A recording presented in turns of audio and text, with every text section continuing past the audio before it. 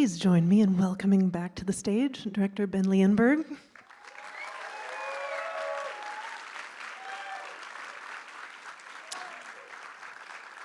And in addition to Ben, we're so excited to welcome producer Kari Fischer.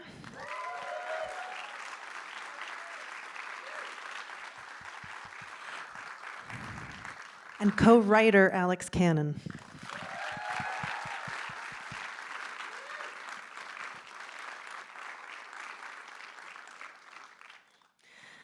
Now, before we get into it, I just have to add, in my excitement introducing the film, I neglected to mention that the film will be released theatrically in just a couple of months, October 3rd, thanks to its distributor, Shudder IFC. And eventually the film will, of course, join the Shudder streaming catalog. But if you had as good a time as I did seeing Indy's face huge, I hope you'll come back out and see it theatrically again, or tell your friends and family to check out the run. So Ben and Kari and Alex, I guess let's just dive right in. I'm curious if, in sort of a chicken or egg form, would you say that the film started with Indy, or did it start with the concept of building a horror film around a dog protagonist and then led you to casting Indy? Yeah, it definitely started with the concept. This is an idea we've been marinating on for a really long time before Indy, or I think maybe even his parents, existed. Alex and I went to school together, came up with the idea years ago, and took a while that idea of just a haunted house movie told from the perspective of that family dog that always seems to show up in those films, that clearly knows something's up before the family does. Trying to figure out how to tell that story purely from a dog's perspective, the same way that White Fang is only from the dog's perspective. Took a lot of trial and error in the writing, for sure, and figuring it out. And at what point did you land on Indy as the dog? So while we were writing the film, we were shooting these proof of concepts to figure out how would you actually tell a story from a dog's perspective. And sometimes it was just problem solving practical challenges, like how do you get a camera on a dog's eye line? And to start solving those problems, we used the dog we had on hand, which was our own dog. When we really just settled he's going to be our star was one of those shorts we made, won an online contest, and he was nominated for an acting award, and that kind of forced our hand. Over other humans. Yeah. I'm curious how you go about writing a film for a dog. In terms of course, there is dialogue in the film. There is very much a presence of human language, but so much of the story is carried by Indy's expressivity, his facial expressions, these sort of subtle gradations in his how he's feeling and what he's perceiving. Was there an element of improvisation to this process, or would you say that writing the story you had an idea going in of how Indy's character would develop? I'll start with maybe the improvisational nature of the filmmaking, and let Alex chime in on the writing. We worked together throughout the entire process. Alex was frequently getting calls from me about what Indy could or could not do. It was not uncommon to get a panic phone call from me about, hey, remember the way Indy was going to enter scene 40? He can't do that. He's never going to do that. It will not happen, and we need to figure out what happens next.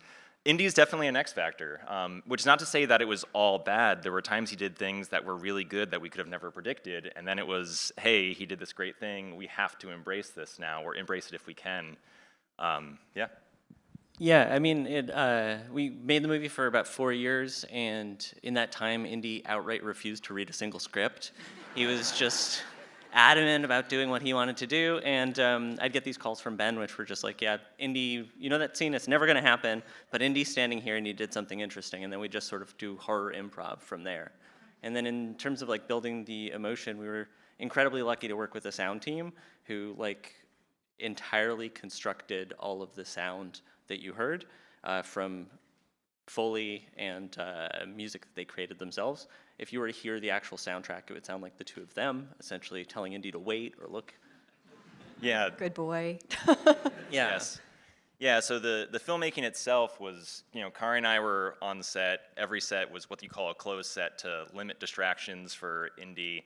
And if you were to just hear the production audio, it goes from being a horror movie to a really surreal comedy, just because it's us making kissing noises at him to, direct his gaze, telling him good boy, just having a constant conversation. He no longer stays. That instruction is like dead to him. He has no idea. No, but like Alex was saying, we had, the script, the big beats of the story did not change much over the course of filming, but, we had an idea when we went in how much dialogue was going to go into each scene, and sometimes the actors had the misfortune of, hey, Indy moved off his mark too quick. This 2 pages of dialogue is now 30 seconds. And so that's not always possible. So it's rewriting and then figuring out how to, put that vocal performance into the film, the human conversation that's happening in the background, and still have it feel natural and part of the whole story. In terms of thinking of the film as a horror film, and in reference to the sort of examples of dog characters in horror films that inspired you, were you surprised at any challenges involved in sort of reorienting the template to revolve around a dog in the sense that, like, structuring the narrative and sort of building to the climax? Did you have to sort of rethink these things given the different frame of reference? For sure. I mean, we talked about this a lot, that I think the entry point to this movie is that it's a familiar trope that there's a dog in a haunted house film that knows what's up, but that's usually his, sum total influence in the story. So it was trying to figure out, how do you go through some of those familiar beats of, there's something in the basement, and, building to a midpoint reveal and a, final climax. How do you do that and without the benefit of dialogue, really? There's conversations happening in the background, but we quite enjoy, maybe to our own eventual frustration, the idea that there'd be these critical, expositional conversations happening that Indy would just wander away from, which happens more than once in the movie. And it was figuring out, how do you tell the story through essentially action? What things could he discover through his own canine senses, following his nose, having that still make sense to the audience, but that still let the story unfold naturally? Yeah. In an early incarnation of the movie, it was actually set in the city. And then the pandemic happened and life took on and they wanted to move. And I got a text from Ben that was just like, I'm taking Kari haunted house shopping. Do you think this will work? And then so we started reinventing it from there. And then what was cool was that Ben was editing the film as he was going. So we always had the sections that we thought were legible as we were starting to redraft the parts that needed to wander. Kari, I want to ask you a bit about your role in the film. You mentioned that you're not, by training, a producer, but that you stepped in to help shepherd this project as Indy's mom, also with a vested interest in every part of it. Could you talk about what the role of producer / mother of star actor entails? I mean, it was definitely in 2 parts. So for context, I'm a scientist by training. Thanks. There are scientists here.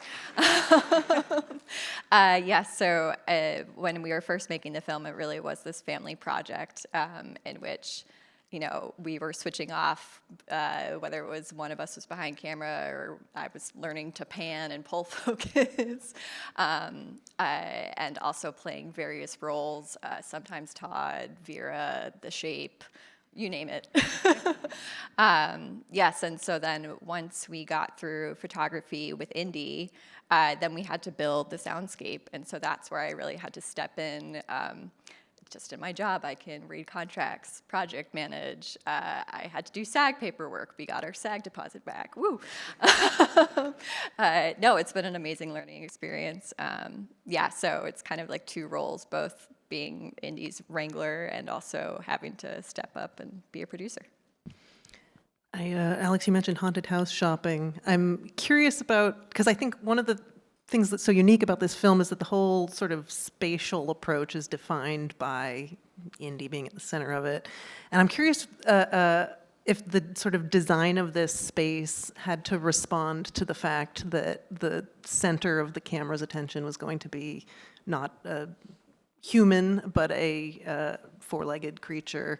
And if that, because I think there's something so distinctive about the haunted house vibe of this house in the woods, and it feels sort of perfectly configured for the dog protagonist. I mean, all movies are a magic trick. Like you see someone or a dog staring in a direction, and then you get the reverse, and you start to connect the dots. And similarly with the sound, as you start to hear, as you eliminate Ben and Kari talking, and you start to build like just hearing the sound team do the jangles of the collar or something, you start to get the intention of the dog. One of the interesting things that happened on set was that Indy stopped acting outside of a certain sphere. So all of the locations that had to be, we wrote for a city, we wrote a cave. All of those things had to be constructed in the house in which he was comfortable acting. So it started to be one of those things where we were retrofitting the ideas or tailor-fitting the ideas for what Indy was compelled to do, which ultimately I think was a benefit of production, but definitely was one of those things where you're starting to respond to the way that the film wants to be as opposed to the way you want the film to be. I want to make sure to leave time for some audience questions because I'm sure we have some. If you would like to ask a question, just raise your hand and there's a mic that'll come around for you. There's one right here in the middle. Yeah, the mic will, yeah.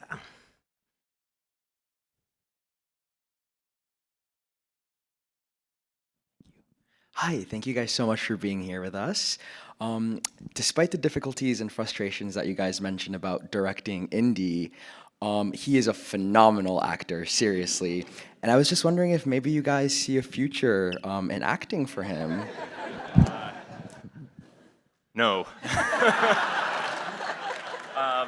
We look. It was a joy to make this movie. It really was like it was. Every moment making it really was fun. I don't know if I need to do it again. And I agree. He really is. He is a star. We truly built the whole production around him. Catered towards his needs.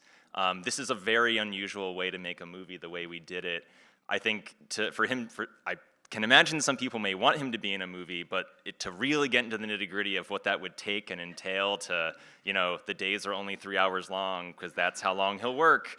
There's no amount of money you can spend that will extend that. It's just, it would be practically challenging. He might sell out for the right, dog food commercial though, so. Just got to be properly motivated. Yeah. Yes, yeah. Let's see, any more questions? There's one right in the back section right there. Yeah, you can keep your hand up.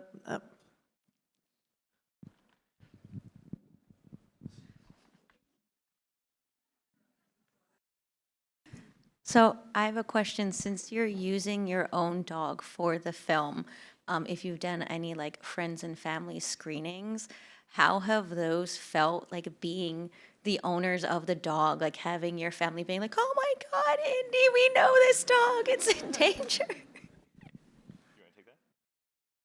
I can start. Yeah. I mean, it's definitely helped for our friends and family that aren't fans of horror movies as a way in, just that they know Indy exists outside of the movie and he made it out, so that's definitely, beneficial.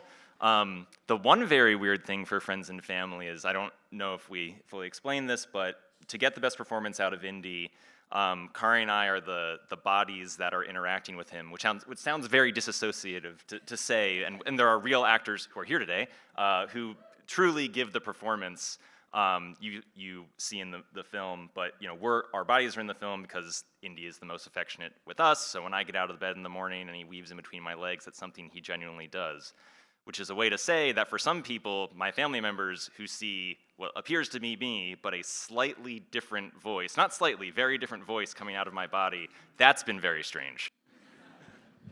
This actually reminded me of another question I had, which is, so a news item I saw recently when the trailer for the film dropped was that Google searches jumped by some absurd amount for the question, does the dog die at the end of Good Boy? And I am curious if there was ever a version of the script in which Indy died at the end, or was that never on the table? Did we ever consider that? And it's good we didn't, because probably the third most common comment on the trailer is, if something happens to the dog, I'm gonna go John Wick on the director, which is like, yeah, you're laughing, but that's a death threat. Like, yeah, it seems fine. People on the internet are good. So you made the right call. Let's see, we can take another hand right over there. Thank you. Hi. So when I heard about this movie, like, I think that there's a fear that it's just going to be like a gimmick, right? Like, it's a horror movie about a dog. I cried at this movie, like, legit at the end. And I'm curious how you navigated around kind of like the gimmick of it all, and like what you wanted to say about the relationship between dogs and humans that maybe like you've had in your own life that I feel like really made the emotional core of this movie really solid. That's great to hear that it rises above the gimmick. I mean, we certainly started from the trope of dog and horror movie and wanted to do, more with it. One of the things I think about a lot, which I don't even know was front of mind when we were writing the story, is that this is kind of an inversion of the experience of mortality most of us have with our pets, which is to say that a lot of people as children learn about death and dying through their pets and dogs, cats. And this kind of imagines the reverse of that, a dog losing his person, what would that be like? And that extended into a lot of the ways we made the movie, and we portray the kind of, Grim Reaper figure. It's in a way that isn't, reflective of, the human anxieties around death, much more about how maybe an animal with a more natural way to see the world, their sense of decay and death, what that would all look like. Yeah, so that's something that's occurred to me certainly, like while making it, especially in the post side of things. Any more questions? We have time for one or two more, I think. There's a hand in the back there. Yeah.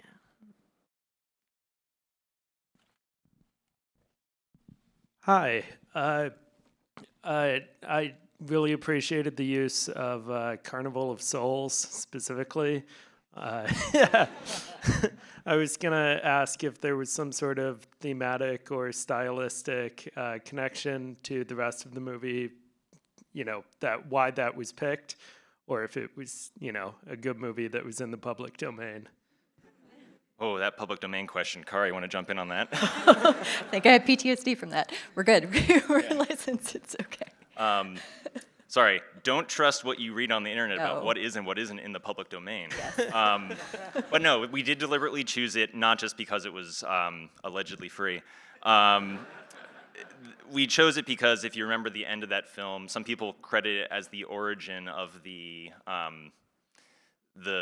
trope of main character is dead but doesn't realize it, which comes back in a lot of in horror films. I guess I can spoil The Sixth Sense at this point. The moment it appears in the film, that is foreshadowing essentially what is about to happen, which I don't expect most people to get, but makes me very happy. And I think there's a lot of other really nice like synergy of that movie, which has like this wonderful kind of psychedelic orchestral score, which is a nice little like, segue to carry us between scenes. So yeah, a lot of benefits to that piece. I'm thrilled someone called it out. I think thematic Easter eggs might be the best kind of Easter egg. Yes. Take one more question. Oh, I see a hand right down here. The question was about Larry Fessenden. He plays Grandpa in the film, just how how that association came to be. Really were able to get in touch with him through a friend of a friend, told him about the movie. He seemed taken with the idea and was just very willing to help out. He is certainly an icon in independent horror. I would say like, almost the patron saint of it. And he is both great in the movie. It was a joy to work with Larry, who knows exactly what to do when he has a role like this after 3 years of making a movie with a dog who does not know he's in a movie. Just to tell someone, and you'll sit in the chair and say your lines, and they do it. It's just like, who knew? Yeah, Larry's great, and he's also been a huge cheerleader for the film too. So I can't say enough good things about Larry. I also just want to add, our friend of the friend is the wonderful embroidery artist who made the tapestry of the dog with the monster in the film. Her name's Hannah Lamar.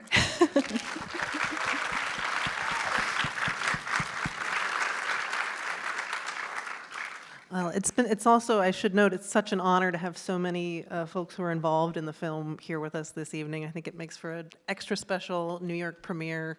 So I think that's a great note to end on. Thank you all so much, and thank you all for being with us. Thank you so much for coming. Thank you.